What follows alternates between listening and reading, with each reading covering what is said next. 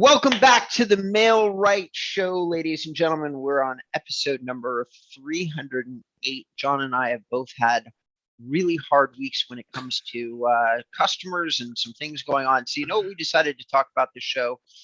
We also had a guest, an amazing guest lined up. And we had the saddest news ever in the sense that this guest is dealing with some health-related elements with his family. And I don't want to mention the name of the guest or what his personal situation is out of respect, but I will simply say that we here at the Mail Right Show, our heart goes out to you. We're wishing the best for you, and we're hoping that you recover quickly. So then the thing that John and I started to lament about is when things go horribly wrong inside your business, and we've both kind of had a few of those situations come up for ourselves. Well, guess what? That gives us a great opportunity to talk about reputation management. This is something that every single professional, whether you're real estate or you're digital entrepreneurs like John and I, this is something that we all have to talk about these days, because what goes online stays online. It stays online forever. It's hard to get it removed. It's hard to do all these different things. So I suggested to John that we talk about reputation management. He said, okay. So he's so beat up today, I don't think he cares. So, I've got so much abuse over the last 4 days, Robert, I don't care anymore. Right. So what I'm going to do is talk a little bit to John and everybody else about the things that you can do to help preserve your reputation, the things that you can do long before something goes wrong, and the things that you can do after something goes wrong. I think the first thing we got to point out, it doesn't matter how expert you are, how customer focused you are, how committed you are, things still will go wrong, won't they, Robert? They absolutely will. They absolutely will. And oftentimes, and for those of you in real estate, you'll understand this. Oftentimes, it's something that doesn't necessarily have to do with you. You send a home inspector out, he arrives with mud on his boots and tracks it into your client's home, and the list goes on. John and I have similar experiences. Just the things we talk about are project managers and developers, but it doesn't make a difference. The moment that you're a service provider that relies upon other service providers, and I'm using that umbrella term very broadly, to service your clients, is the second that each one of these people brings an element to the relationship of something that can go wrong. And you know, the funny thing is about reputation management, John, and everything, and everybody that's listening, and thank you for listening, is that when everything's going right, you never hear about it. You don't really hear about it. Okay, there's just silence. How was your project? Great. How was the home inspection? It was fine. The only time you hear about it is when something goes wrong. Your inspector was an hour late, Bob. Okay, everybody loves to call me Bob when they're angry at me. All right, so Bob, your inspector was an hour late. So we get thrown under the bus because of things that are quite literally outside of our control. But since we're claiming to be experts in our field, the expectation is that we've vetted the people that we provide service with. Here's the problem. Everybody's human and balls can get dropped, right, John? Like, everybody's human, balls can get dropped, things go to shit. And when they do, if it's your name on the door, you have to take responsibility for that. It doesn't really matter whether or not you drop the ball or somebody else, because your client doesn't care. They don't give a shit. Sorry. And for you in real estate, it's the same thing. If your real estate assistant goes to an appointment smelling of weed and unable to focus, guess what? You, who are the employer of that person, gets held responsible for the condition that that person showed up in to show a property. Even though you didn't know, you weren't there, you certainly don't condone the behavior, but doesn't mean that you don't personally get thrown under the bus, because you're expected to know. So what I'm going to talk about today, with a little help from John, is what we can do for the inevitable derailing of some of our relationships. What can we do? I think the other thing we really got to concentrate, it doesn't apply to my circumstance at the present moment, but it's really very relevant to real estate agents is what, and I'll be fascinated to hear your advice here, Robert, is how to respond to angry, fed up, pissed off clients that post on social media or on Zillow. What's your advice to your clients about, because I know what I would say to people about how they should respond to negativity on social media and other web portals. But I'm fascinated to get your insight in it as well, Robert. Okay. First and foremost, you have to have somebody that has a non-biased view respond to, or you have to achieve a non-biased view when you look at the client's concerns and complaints. Some clients get emotional and they come from an emotional place. And if they come from an emotional place and they're being negatively emotional and they're using triggering words such as these guys were such utter bullshit, things like that, if they're basically not professional, I would call out first the unprofessional tone of their review as the person responding. If there's a core element of factual, relevant information where we really drop the ball, my tendency, online, offline, it doesn't really matter.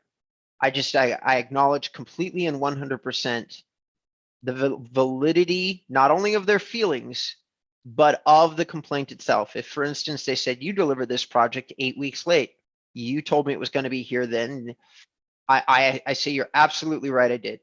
Because if I did, I did. And so I acknowledge the mistake right up front. Don't try to immediately diffuse the mistake. It depends very greatly on what the remaining elements of the situation are. If part of that 8-week delay was the fact that they got sick or they stopped communicating, I will then say, you're absolutely right. I said the project would be due a next date. It was not. We delivered it on next date. Part of the reasons for that, and then I'll factually break down what I feel the reasons are. Now, that's assuming that we just haven't shit the bed, but we do every now and again. We just shit the bed.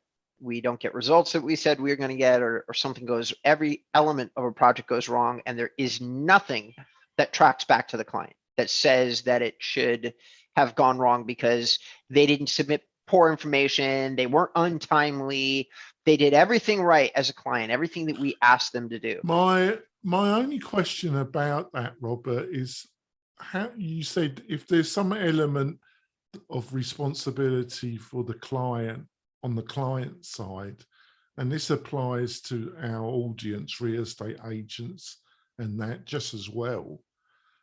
Do you find that even if you do it in a very calm, you're pointing out, don't you find that that can inflame the client even more, even though it's truthful?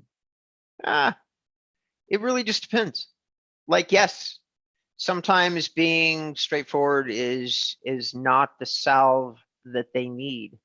It's never really slowed me down in terms of, but I mean, the first thing I think, if you're talking, because you're talking about two different things, you talk about the written word and you're talking about talking to a client.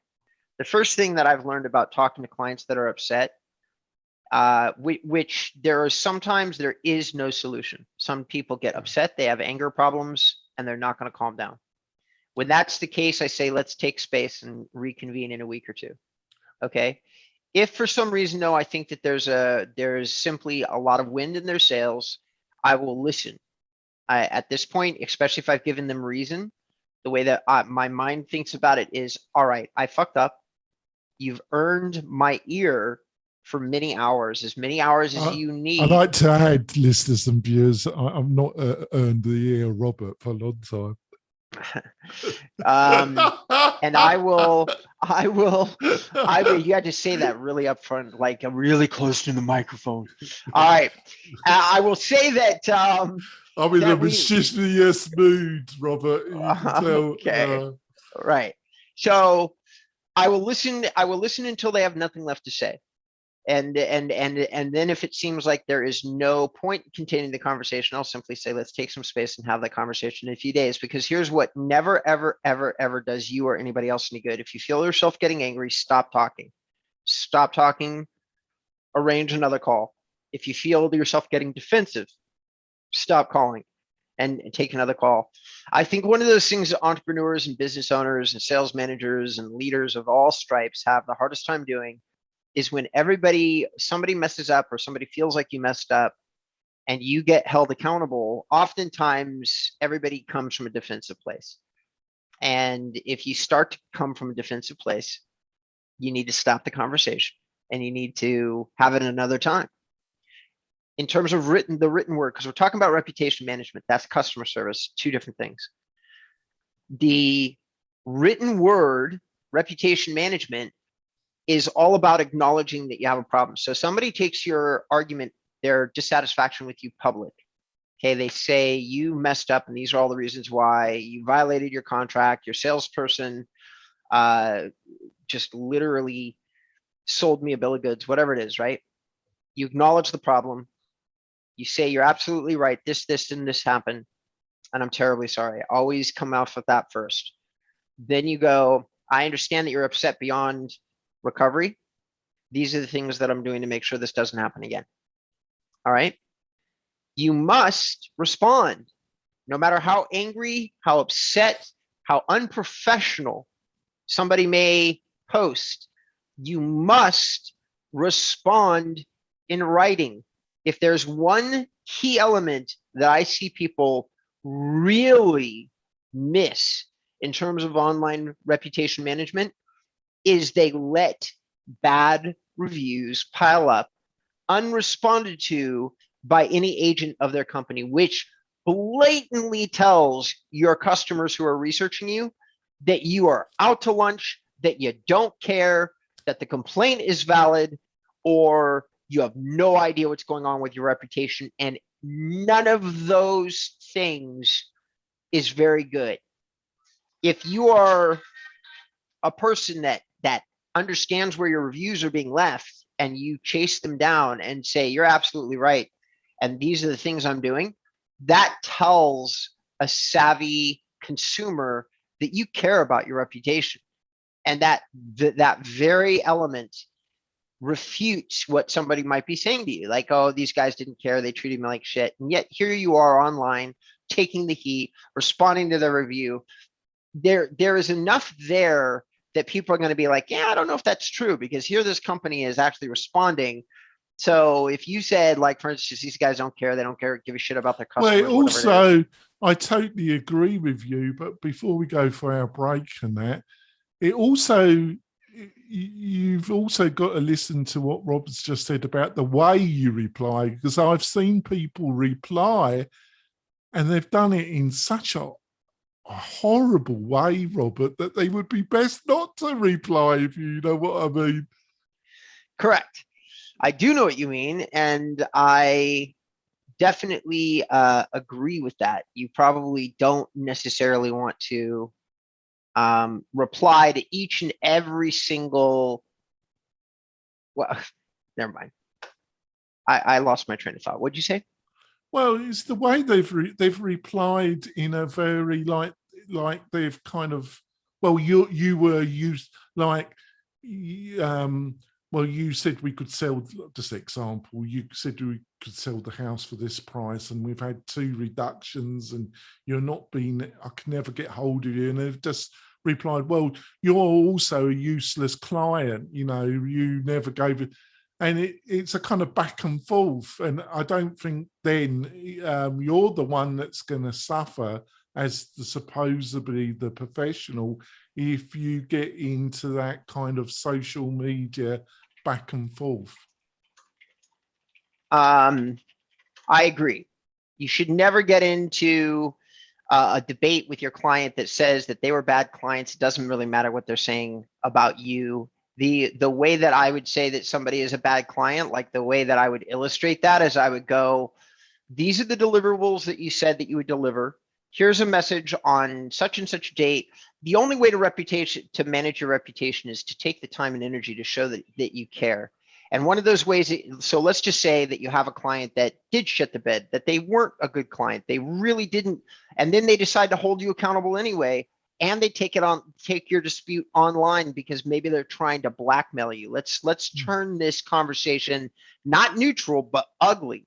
Now you've got a client that you knew was jerking you around on offers, that never seemed to be serious about buying the home, that you drove to 16 different houses, kept calling you at all hours of the night, then left you a bad review online. All right, let's just say that is the circumstance. And a lot of agents face that, don't they? Yeah. So how do you deal with that? So there's a few different things that you should do. Well, I think we need you to answer that after the break. After the break, Robert. All right. So we're going to be right back, ladies and gentlemen, boys and girls, real estate agents of all ages and experience levels. We really appreciate you tuning in to the MailRight Digital Marketing Podcast. I've added that last bit. That's not what John decided to call it, but I'm going to say it's a digital marketing podcast. We're really looking forward to sharing the rest of the information with you. We'll see you right after the break, or you'll hear us right after the break. 3, 2, 1. Welcome back. It's episode number 308. John and I are talking about reputation management. Before we went to the break, we were talking about, I was about ready to give some solutions about protecting your reputation. I was also giving an example of a really, really bad. I think what we were talking about, not entirely, was how you deal with that semi-crazy client that is out to get you. Right. The one, well, I'm going to back it up 3 steps, because the way that you deal with them is be prepared for the fact that you're going to come across somebody like that eventually, no matter what. You and me, everybody. Doesn't matter. You will get somebody that is outrageously, egregiously horrible. Okay? That's it.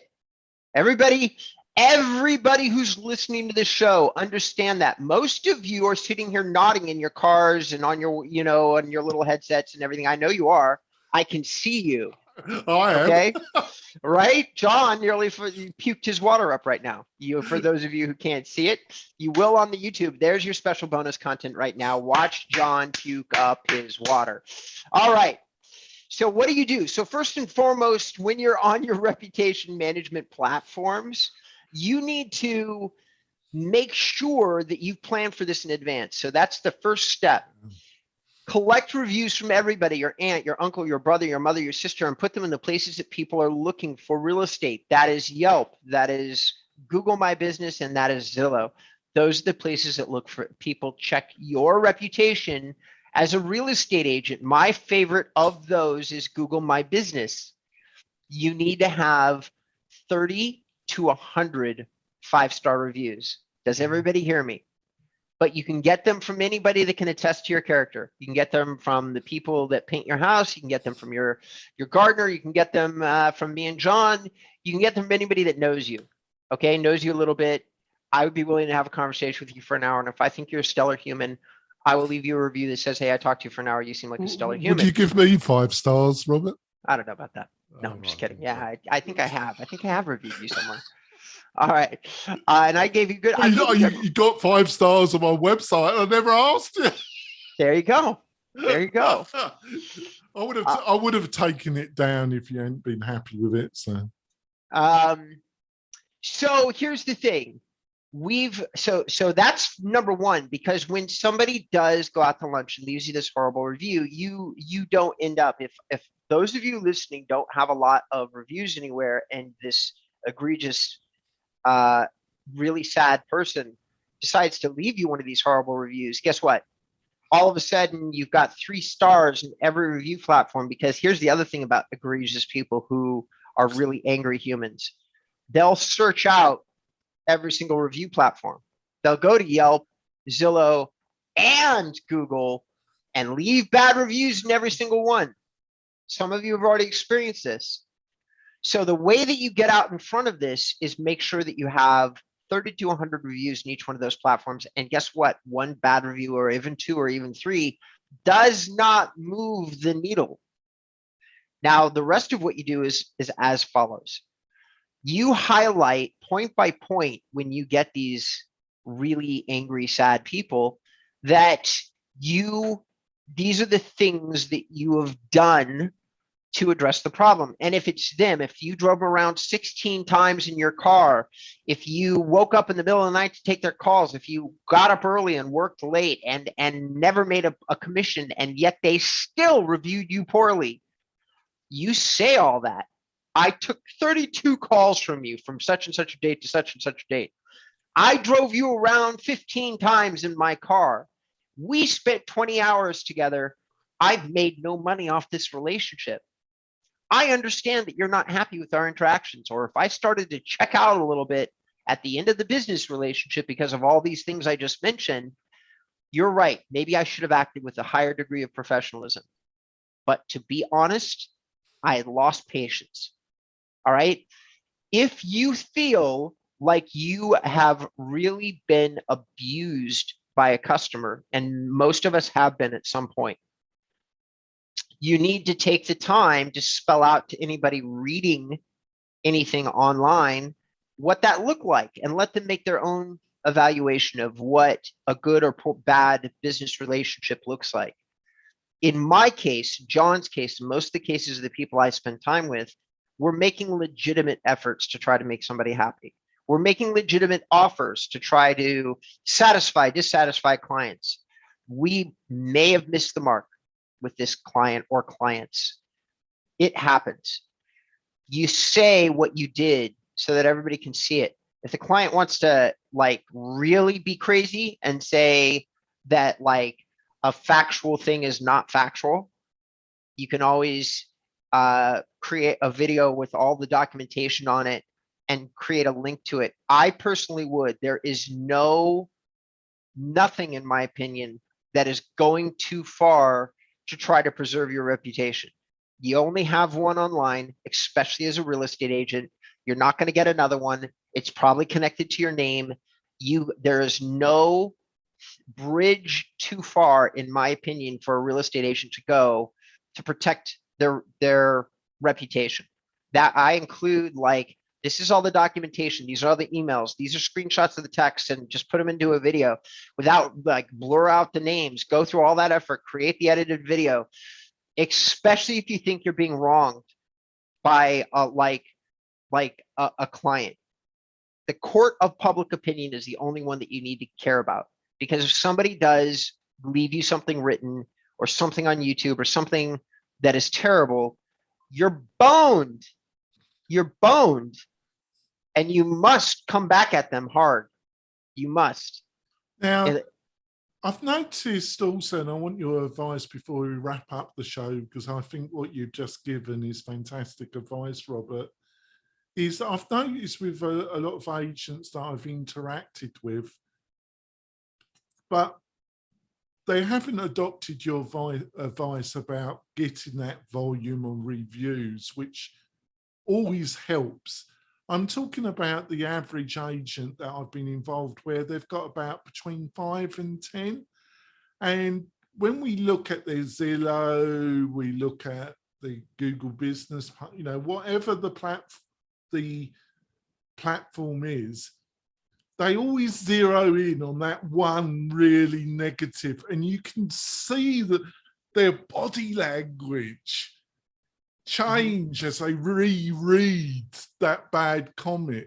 And you can, but it's not that I don't care, Robert. I just have learned that if you're online and your business can be, you've got to treat it a little bit like water on a duck's back. You've got to respond in the ways that you have so well explained. But on the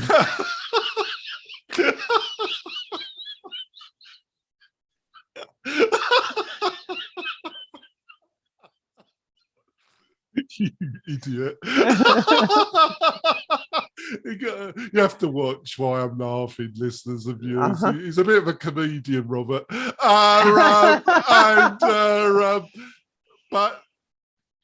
on the other hand, you've got to learn I don't know what it is about bad reviews. I've noticed these are not new agents. These are agents with 10, 15, 20 years experience, and they still, when they see that bad review, and in my opinion, that they seem to know what they're on about, and they seem to be effective real estate agents, and they have the right professional attitude, but they only have to read that one bad, they zero in on it as well.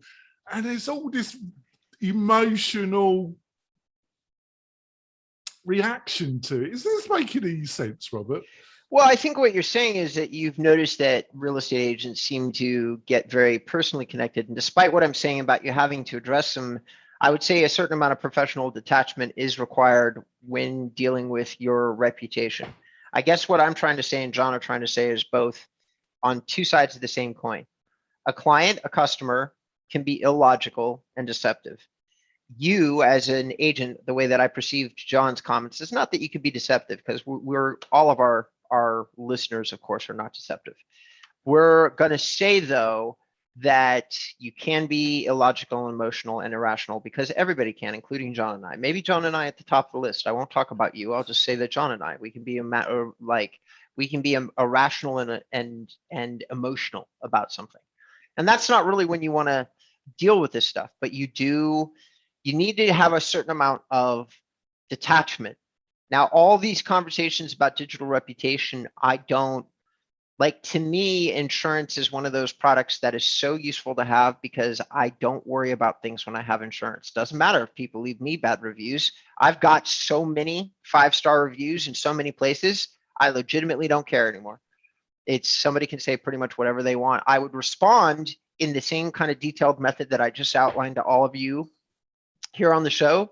For real, should I ever get a bad review, but understanding what the depths of the problems are with bad reviews, I move heaven and earth to avoid them, as should you as a real estate agent. But we are talking about the inevitable circumstance where you've already moved heaven and earth to avoid the bad review, and yet you still get it. So what do you do then? That's what we're talking about. And if you happen to get irrational, it's understandable, but don't respond in that tone, and keep coming back into it until you realize that, just like sales, it's a numbers game. If all of us do 1,000 transactions throughout the course of our career, we're going to have 30 of them be atrocious, and we're also going to have 30 of them be some of the best experience of our life, and people that go from customers to friends, and we see them and have dinner and coffee and all those things. It goes both ways. It cuts both ways. And then the other 940 are going to fall right in the middle. They're going to be average.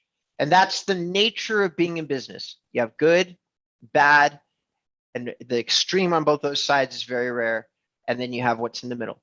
And so I think, just to wrap it up, I think the main thing, and I'm sure hopefully the majority of agents that listen to our show would join us in this. I know you take your business seriously, and hopefully I would hope so. I'm not going to ask you to agree with me on this, but hopefully you realize I take my business seriously. And I'm sure hopefully the people that are listening take their business seriously. And we honestly want happy customers, you, me, and the majority of the people that listen to this show. But things go wrong, don't they, Robert? they do. Prepare in advance. Very similar to an earthquake drill. Reputation management is about preparing in advance. If you haven't done it and it's too late and your reputation is already getting impacted, do not sweat it. Don't freak out. Instead, start to apply the solution. Go out and start collecting good reviews, address the bad ones, and move on with your day. It's the most you can do. It's all that's within your control. So take control of what you can take control of, and let the rest go by the wayside. Listen, thank you so much for tuning in to John and I for episode number 308 of the Mail Right podcast. This has been a discussion all about reputation management, the good, the bad, and the ugly. Forgive both John and I. We're a little bit punch drunk. We've both had a hell of a week. And John, if somebody would like to talk to a little bit of a punch drunk you, how would they go about doing that? just go to the mel-white.com website, the revamped one. We got a fabulous review from Robert on it.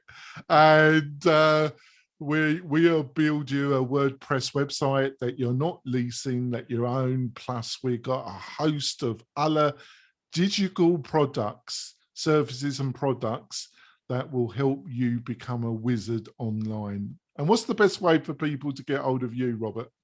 You can go to my website, look at either the about section or the services section. They can get in touch with me there. There's also a contact form, literally a huge button that says get in touch. You can use that. Any of these things will get you in touch with me. I'm kind of in the process of reorganizing my site. It's very non-conversion oriented right now. So everybody should just be aware of that. All right, so stay tuned for the next episode. It'll be 309. We've got some huge surprises for you this month. Yeah, and Robert's going to be doing it on his own, folks, because I am going to a business conference. So we've got a great guest for next week, and you'll just have the pleasure of Robert's voice with the guest. Oh, dear God, forgive me in advance, everybody. All right, thanks a lot. We'll see you on the next show. Bye. Take us away, sir. We off?